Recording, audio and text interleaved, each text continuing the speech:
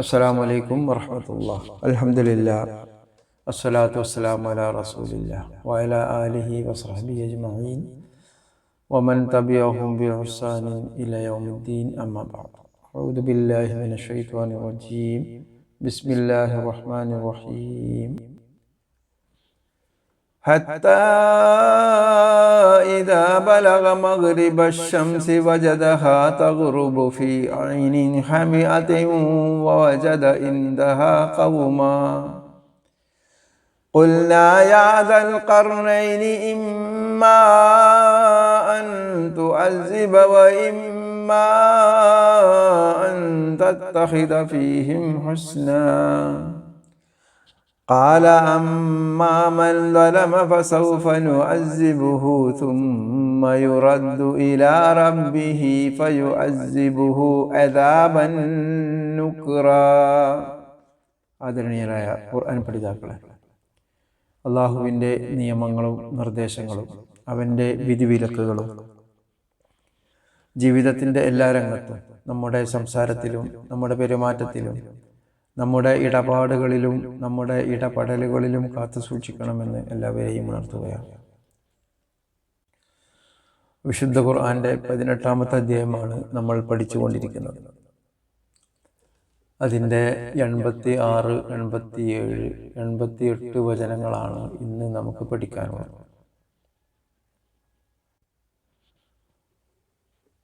കഴിഞ്ഞ ക്ലാസ് മുതൽ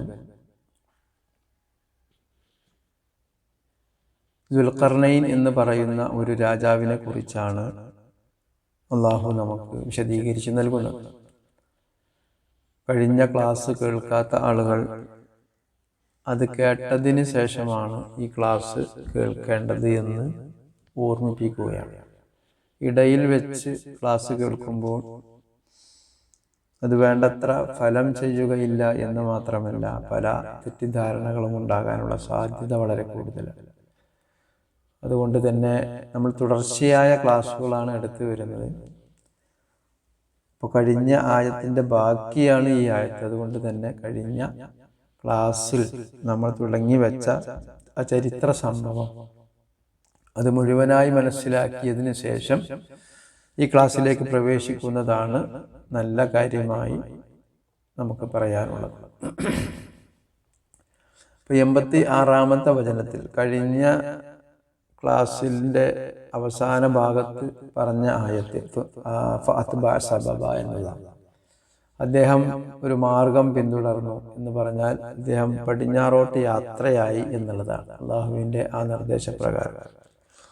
അങ്ങനെ 86-ാമത്തെ വചനം തുടങ്ങുന്നത് ഹത്താ ഇദാ ബലഗ മഗ്രിബശ് ശംസി എന്ന് പറഞ്ഞിട്ടാണ്. ഹത്താ ഇദാ ബലഗ, അങ്ങനെ എത്തിയപ്പോൾ. ബലഗ എന്ന് പറഞ്ഞാൽ എത്തി എന്നാണ്. ഇദാ ബലഗ എന്നാൽ എത്തിയപ്പോൾ. ഹത്ത എന്ന് പറഞ്ഞാൽ അങ്ങനെ എന്ന് പറഞ്ഞാൽ, ഹത്ത എന്നുള്ളതിന് അർത്ഥം നമുക്കറിയാം വരെ എന്നുള്ളതാണല്ലേ, ഒരു കാര്യത്തിൽ അതുവരെ എന്നൊക്കെ പറയുന്നതിന് വേണ്ടി.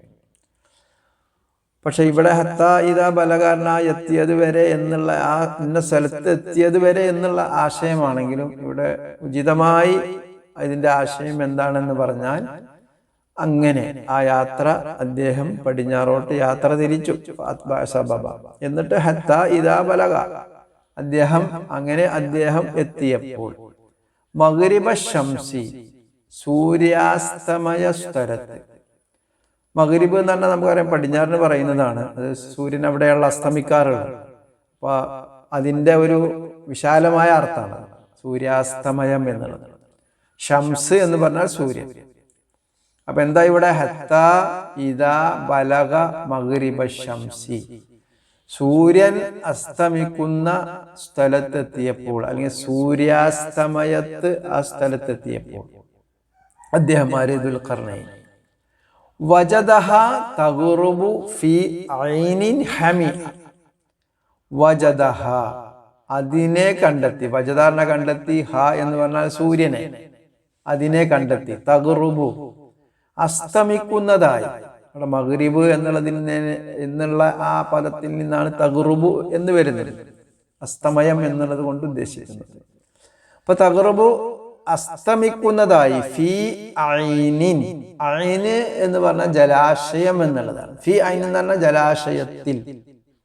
ഹമിഅ ചെളി നിറഞ്ഞ ഒരു ജലാശയത്തിൽ എന്നുള്ളതാണ്. അപ്പോ സൂര്യാസ്തമയം സ്വാഭാവികമായിട്ട് നമുക്ക് മനസ്സിലാകാം. സൂര്യൻ അസ്തമിക്കുന്ന സ്ഥലത്തേക്ക് നോക്കിയാൽ അങ്ങനെ ഒരു ചെളി നിറഞ്ഞതുപോലെ തോന്നിക്കുക എന്നുള്ളത് നമുക്ക് അറിയാവുന്ന കാര്യമാണ്. നമ്മളൊക്കെ സൂര്യാസ്തമയം കാണുന്ന ആളുകളാണല്ലോ. അപ്പോൾ അതിനെയും കൂടി ഉദ്ദേശിച്ചിട്ടായിരിക്കാം ഈ ഒരു പ്രയോഗം വന്നത്. ചെളി നിറഞ്ഞ ഒരു പ്രദേശത്ത് അല്ലെങ്കിൽ ഒരു സ്ഥലത്ത് അസ്തമിക്കുന്നതായി അദ്ദേഹം കണ്ടെത്തി. ആ സൂര്യൻ അസ്തമിക്കുന്നതായി. എന്നിട്ട് വജദ ഇൻദഹ ഖൗമ. ബാക്കി പറയുന്നത് വജദ എന്നാണ്. വജദ എന്ന് പറഞ്ഞാൽ കണ്ടെത്തി എന്നുള്ളതാണ്. ഇവിടെ എന്ന് പറയുമ്പോൾ അതും എന്നുള്ള അർത്ഥത്തിൽ നമ്മൾ ആ വാവിനെ കുറിച്ച് നമ്മൾ പറഞ്ഞിട്ടുണ്ടല്ലോ. അപ്പോ വജദ ഇൻദഹ. ഇൻദഹ അതിനടുത്ത്. എന്ന് പറഞ്ഞാൽ എന്താണ്? അരികെ എന്നുള്ളതാണ്. ഇൻദഹ അതിനടുത്ത് എന്ന് പറഞ്ഞാൽ സൂര്യൻ അസ്തമിച്ച ആ സ്ഥലത്ത്, ആ അതിനടുത്ത ഖൗമ ഒരു ജനതയെ കണ്ടെത്തുകയും ചെയ്തു. അഥവാ അവിടെ ജനവാസമുള്ള ഒരു പ്രദേശമാണ്. ആ സൂര്യൻ അസ്തമിക്കുന്ന സ്ഥലത്ത് അദ്ദേഹം യാത്ര ഇങ്ങനെ പുറപ്പെടുക. യാത്ര തുടർന്നു കൊണ്ടിരിക്കുന്നതിനിടയിൽ സൂര്യാസ്തമയ സ്ഥലത്തെത്തിയപ്പോൾ അവിടെ ഒരു ജനവിഭാഗവുമുണ്ട്. സൂര്യൻ അസ്തമിക്കുന്നതായി കണ്ടെത്തുകയും അതോടൊപ്പം അതിൽ ഒരു ജനവിഭാഗം ജീവിക്കുന്നതായും അദ്ദേഹം കണ്ടെത്തി. ഖുൽന നാം പറഞ്ഞു. അല്ലാഹു പറയും ഖുൽന നാം പറയുകയും ചെയ്തു. നാം അത് അല്ലാഹു പറയുന്നതായിട്ടാണ്. യാദൽ ഖർനൈൻ ദുൽഖർനൈനിയെ വിളിച്ചുകൊണ്ട് വിളിയാണ് ദുൽഖർനൈനിനെ വിളിച്ചുകൊണ്ട് അല്ലാഹു പറയാണ് ഇമ്മാ അൻ തുഅസ്സിബ. ഇമ്മാ ഒന്നുകിൽ അൻ തുഅസ്സിബ നിനക്ക് ഇവരെ ശിക്ഷിക്കാം. തുഅസ്സിബ അസ്സബ അസാബ് എന്നാണത് വരുന്നത്. തുഅസ്സിബ നിനക്ക് ഇവരെ ശിക്ഷിക്കാം. ഇമ്മാ അൻ തുഅസ്സിബ ഒന്നുകിൽ നിനക്ക് ഇവരെ ശിക്ഷിക്കാം. വ ഇമ്മാ അൻ തത്തഖിദ ഫീഹിം ഹുസ്ന. വ ഇമ്മാ അല്ലെങ്കിൽ എന്ത് ചെയ്യാം? അൻ തത്തഖിദ. തത്തഖിദ എന്താണ്? ഇത്തഖദ ഉണ്ടാക്കുക, ആക്കുക എന്നുള്ളതാണ്. അല്ലെങ്കിൽ അല്ലെങ്കിൽ അൻ തത്തഖിദ നിനക്ക് ഉണ്ടാക്കാം ഫീഹിം അവരിൽ ഹുസ്ന നന്മയുണ്ടാക്കി തീർക്കുകയും ചെയ്യാം. ഇതാണ് അള്ളാഹു കൊടുത്ത നിർദ്ദേശം. അപ്പൊ കഴിഞ്ഞ ക്ലാസ്സിൽ നമ്മൾ പറഞ്ഞിട്ടുണ്ട്, ഈ ലോകത്ത് വന്നുപോയ പല രാജാക്കന്മാരും ചെയ്തു കൂട്ടിയ അതിക്രമങ്ങൾ, അവർ പ്രജകളോട് ജനങ്ങളോട് ചെയ്ത പീഡനങ്ങൾ, പ്രയാസങ്ങൾ നമുക്കറിയാവുന്ന കാര്യമാണ്. നമ്മളത് കഴിഞ്ഞ ക്ലാസ്സിൽ പറഞ്ഞിട്ടുണ്ട്. അപ്പൊ ഇവിടെ അള്ളാഹു സൂചിപ്പിക്കുകയാണ്, ഒന്നുകിൽ നിനക്ക് ഇവരോട് നല്ല രീതിയിൽ വർത്തിക്കാം, അല്ലെങ്കിൽ ഒരു രാജാവ് എന്ന നിലയിൽ അവരെ ശിക്ഷിച്ചുകൊണ്ട് അങ്ങനെയും മുന്നോട്ട് പോകാം എന്നുള്ളതാണ്. അപ്പൊ നമ്മൾ പറഞ്ഞു, ഇത് സത്യവിശ്വാസിയായ നീതിമാനായ ഒരു രാജാവിനെ കുറിച്ചാണ്, ഈ ദുൽഖർനൈൻ എന്ന് പറഞ്ഞ രാജാവിനെ കുറിച്ച് അള്ളാഹു നമുക്ക് പരിചയപ്പെടുത്തി തരുന്നത്. അപ്പൊ അള്ളാഹു തന്നെ നിർദ്ദേശം കൊടുക്കുകയാണ്, ഈ രണ്ട് രീതിയിലും നിനക്ക് പ്രവർത്തിക്കാം.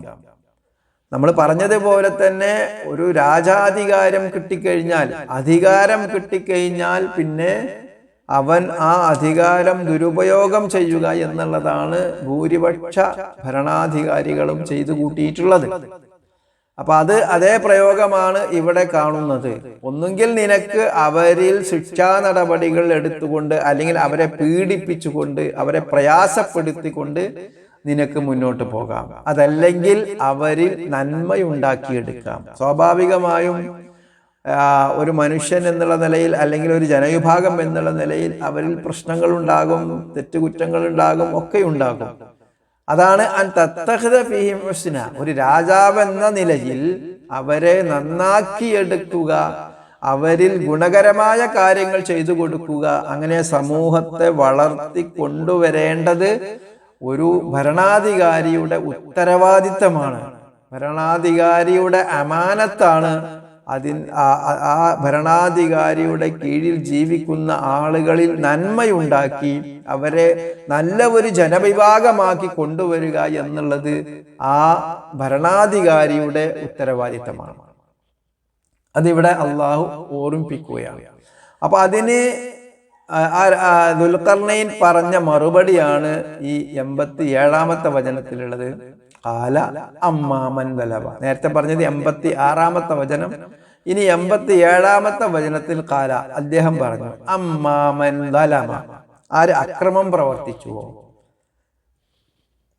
എത്ര നല്ല രാജാവായിരുന്നാലും ജനങ്ങൾ അക്രമികളുണ്ടാവും.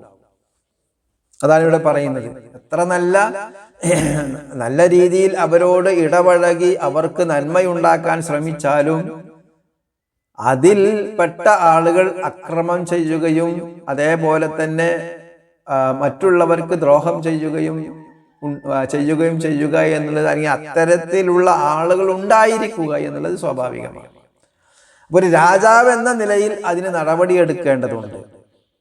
ഒരു രാജാവ് എന്ന നിലയിൽ ആ ആൾക്കെതിരിൽ ഒരു കൊലപാതകിയാണെങ്കിൽ അത്തരത്തിൽ, അല്ലെങ്കിൽ ആ നാട്ടിന്റെ വികസനത്തിന് തടസ്സം നിൽക്കുന്ന, അല്ലെങ്കിൽ ആ നാട്ടിന്റെ വികസനത്തിന് മോശമായി തീരുന്ന ആളുകളുടെ മേൽ നടപടിയെടുക്കുക എന്നുള്ളത് ആ രാജാവിന്റെ ഉത്തരവാദിത്തമാണ്.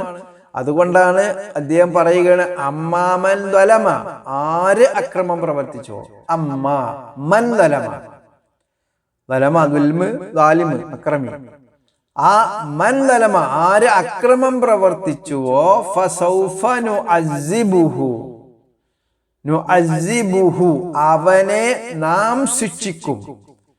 ഫസൗഫ, സൗഫ എന്ന് പറഞ്ഞാൽ നാം അവനെ ശിക്ഷിച്ചു കൊള്ളാം, അഥവാ ശിക്ഷിക്കുന്നതാണ് എന്ന ഭാവി കാലം. നമ്മൾ സൗഫനെ കുറിച്ച് പറഞ്ഞിട്ടുണ്ടല്ലോ.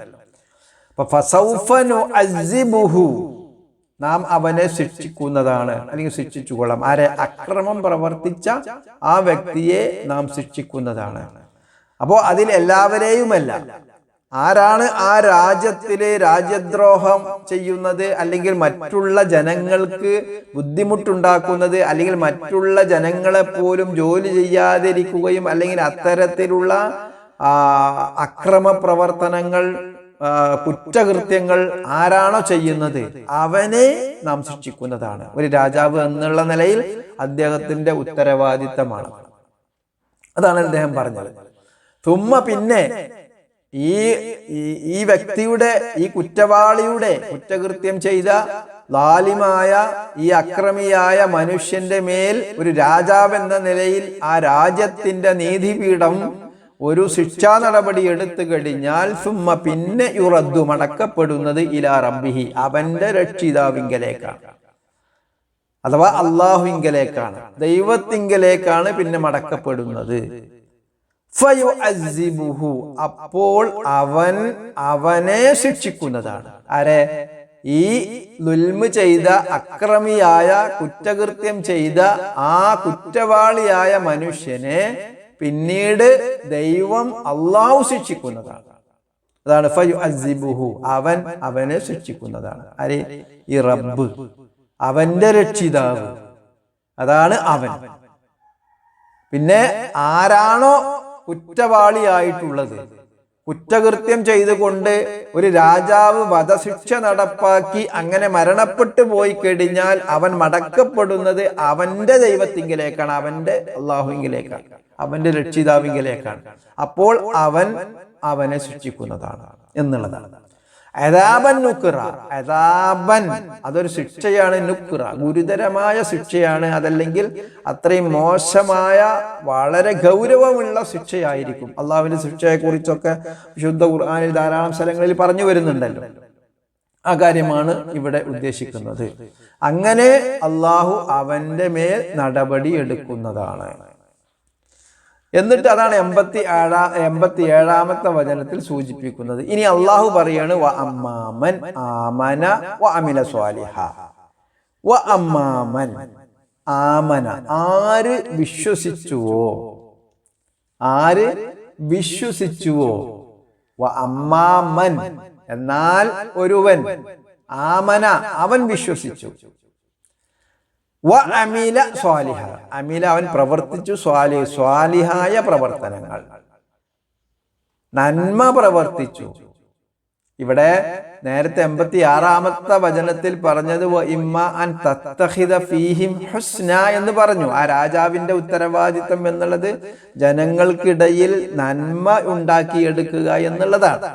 ആ നന്മയുണ്ടാക്കിയെടുക്കുക എന്ന് പറഞ്ഞ ആ നന്മകൾ, അതേപോലെ തന്നെ ദൈവികമായ കൽപ്പനകൾ, അഥവാ ഒരു മനുഷ്യൻ ദൈവിക കൽപ്പനകൾക്ക് വിധേയമായിട്ടും ആ രാജ്യത്തിന്റെ ഭരണാധികാരികൾക്ക് അവർ പറഞ്ഞ ആ രാജ്യത്തിന്റെ നിയമങ്ങൾ എന്ന് പറഞ്ഞാൽ രാജ്യത്തിന് ദ്രോഹകരമല്ലാത്ത എന്നാൽ ദൈവികമായ നിയമങ്ങൾക്ക് വിരുദ്ധമല്ലാത്ത അത്തരത്തിലുള്ള കാര്യങ്ങളൊക്കെ നന്മയാണ്. ഒരു രാജാവ് അല്ലെങ്കിൽ ഒരു ഭരണം പ്രഖ്യാപിച്ചു, ആ ഭരണാധികാരികൾ പ്രഖ്യാപിച്ച എല്ലാ നിയമങ്ങളും എന്ന് പറഞ്ഞാൽ ഗുണകരമായ നിയമങ്ങൾ, നമ്മുടെ മതപരമായ കാര്യങ്ങൾക്ക് വിരുദ്ധമല്ലാത്ത കാര്യങ്ങൾ നമ്മൾ അംഗീകരിക്കണം.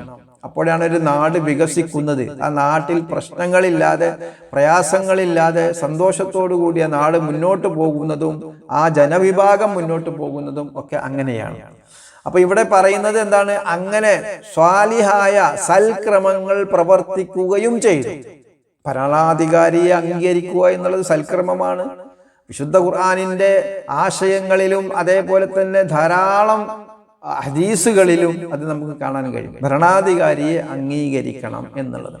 അത് ഏത് രീതിയിൽ ഭരണാധികാരം പിടിച്ചെടുത്താലും ശരി, ചിലപ്പോൾ അക്രമത്തിലൂടെ പിടിച്ചതായിരിക്കാം, അതല്ലെങ്കിൽ പാരമ്പര്യമായി ലഭിച്ച ഭരണാധികാരമായിരിക്കാം, എന്തോ ആവട്ടെ, ഭരണാധികാരം അല്ലെങ്കിൽ തിരഞ്ഞെടുപ്പിലൂടെ വന്ന ജനാധിപത്യ ഗവൺമെന്റുകളായിരിക്കാം, എന്താവട്ടെ, ഭരണം അവിടെ ഉറച്ചു കഴിഞ്ഞാൽ, ഏതെങ്കിലും നിലത്ത് അദ്ദേഹത്തിന്മേൽ ഭരണം ഉറച്ചു കഴിഞ്ഞാൽ പിന്നീട് അവിടെ ഭരണാധികാരികൾക്കെതിരെ വിപ്ലവമുണ്ടാക്കി രക്തം ചൊരിഞ്ഞ് പ്രയാസപ്പെടുത്തി മറ്റുള്ള ജനങ്ങൾക്ക് മുഴുവനും പ്രയാസവും കൊലപാതകങ്ങളും ഒക്കെ നടത്തി മുന്നേറാൻ പാടില്ല എന്നുള്ളത് വിശുദ്ധ ഖുർആനിലെയും ഹദീസിന്റെയും ഖണ്ഡിതമായ ഒരു ആശയമാണ്. യാതൊരു സംശയവും ആ കാര്യത്തിലില്ല.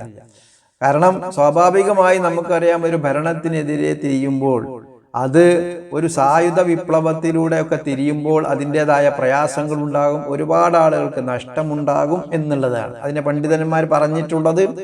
അങ്ങനെ ഒരു ഭരണത്തെ ഇറക്കി മറ്റൊരു ഭരണം സ്ഥാപിക്കുന്നതിനിടയിൽ ഒരു രക്തച്ചൊരിച്ചിലുകളും ഇല്ലാത്ത രീതിയിൽ അതിന് കഴിയുമെങ്കിൽ അങ്ങനെ ചെയ്യാം എന്നുള്ളത് പറഞ്ഞിട്ടുണ്ട്. പക്ഷേ സ്വാഭാവികമായിട്ട് അങ്ങനെ ചെയ്യാൻ പറ്റുകയില്ല. സ്വാഭാവികമായും ഒരുപാട് ആളുകൾ അതിൻ്റെ പേരിൽ മരണപ്പെട്ടു പോകും. അപ്പോൾ പറഞ്ഞുകൊണ്ടുവരുന്നത് ഭരണാധികാരികളെ അംഗീകരിക്കുക, നിലവിൽ ഭരിച്ചുകൊണ്ടിരിക്കുന്ന ആളുകളെ അംഗീകരിക്കുക എന്നുള്ളത് പോലും അമലു സ്വാലിഹാത്താണ്, സൽക്രമമാണ്. അപ്പൊ ഇങ്ങനെ ആര് സൽക്രമങ്ങൾ ചെയ്തു കഴിഞ്ഞാലും ഫലഹു അവനുണ്ട് ജസാഅൻ പ്രതിഫലം, അൽ ഹുസ്ന അതിവിശിഷ്ടമായ പ്രതിഫലം. അതേതാണ് അതിവിശിഷ്ടമായ പ്രതിഫലം? ഹുസ്ന എന്ന് പറഞ്ഞ എന്താണ്? ഹസന് അതിൽ നിന്ന് വരുന്നതാണ്. അതിവിശിഷ്ടമായ പ്രതിഫലം എന്ന് പറഞ്ഞാൽ സ്വർഗമാണ്. അവന് സ്വർഗമുണ്ട് എന്നുള്ളതാണ്. വസനഖൂലു ലഹു മിൻ അംരിനാ യുസ്റാ, വസനഖൂലു ലഹു നാം അവനോട് പറയുകയും ചെയ്യും. അവനോട് നാം നിർദ്ദേശിക്കുന്നത്, പറയുന്നത്, മിൻ അംരിന നമ്മുടെ കൽപ്പനയിൽ നിന്ന്, യുസ്റ എളുപ്പമുള്ളതായിരിക്കുകയും ചെയ്യും. ദീനിന്റെ ഇസ്ലാമിക ആദർശങ്ങൾ, ഇസ്ലാമിക ഐഡിയോളജി എന്നുള്ളത് വളരെ എളുപ്പമാണ്. യാതൊരുവിധ കെട്ടിക്കൊടുക്കുകളുമില്ലാതെ കൃത്യമായി മനസ്സിലാക്കാൻ പറ്റുന്ന അല്ലെങ്കിൽ കൃത്യമായി ചെയ്യാൻ കഴിയുന്ന ഒരു കാര്യമാണ്. എല്ലാ കാര്യങ്ങളും എടുത്ത് പരിശോധിച്ച് നോക്കിയാൽ നമുക്കത് മനസ്സിലാക്കാൻ കഴിയും. പ്രയാസപ്പെടുത്തുന്ന ഒരു കാര്യവും ഇസ്ലാമിൽ ഇല്ല. അതുകൊണ്ട് തന്നെ അള്ളാഹുവിന്റെ കൽപ്പനകൾ, അള്ളാഹു നമ്മോട് നിർദ്ദേശിക്കുന്ന അമ്രുകൾ, അതാണ് മിൻ അംറിന, നമ്മുടെ കൽപ്പനകൾ എന്നുള്ളത് യുസ്റ വളരെ എളുപ്പമാണ്.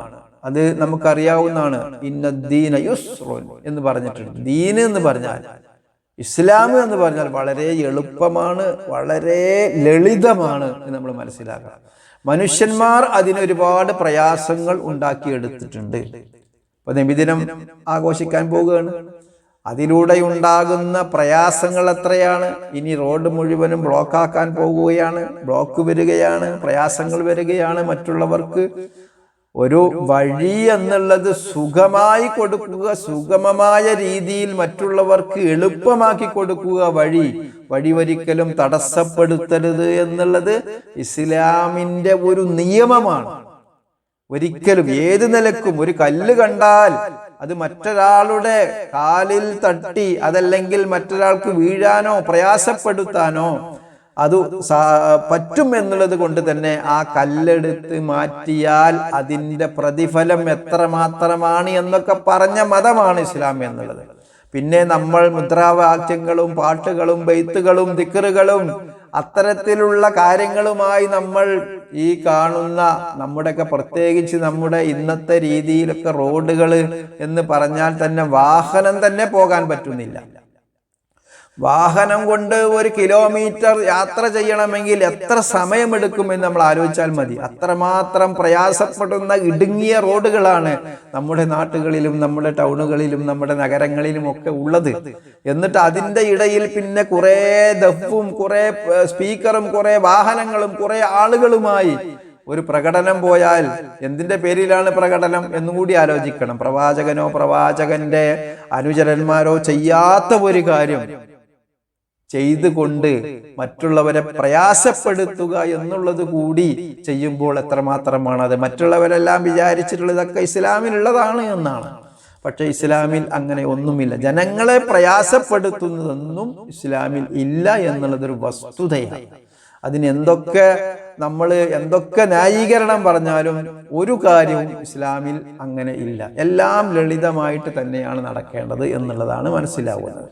അപ്പോൾ ഈ കാര്യം ഈ ആയത്ത് ഈ ലാസ്റ്റ് അവസാനത്തെ ആയത്ത് ഒന്നും കൂടി നോക്കാം. അമ്മാമൻ ആമന വ അമില സ്വാലിഹ, എന്നാൽ ആര് സൽക്രമങ്ങൾ പ്രവർത്തിച്ചുമ്പോ ഫലഹു അവനുണ്ട് ജദാഅനിൽ ഹുസ്ന, ജദാഅൻ പ്രതിഫലം, അൽ ഹുസ്ന അതിവിശിഷ്ടമായ പ്രതിഫലം, അതിവിശിഷ്ടമാകുന്ന സ്വർഗമാകുന്ന പ്രതിഫലം അവനുണ്ട്.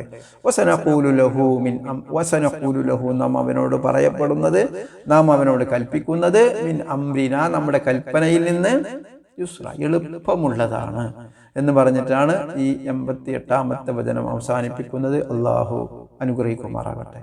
اللهم صل على محمد وعلى آل محمد سبحانك اللهم وبحمدك أشهد أن لا إله إلا أنت أستغفرك وأتوب إليك.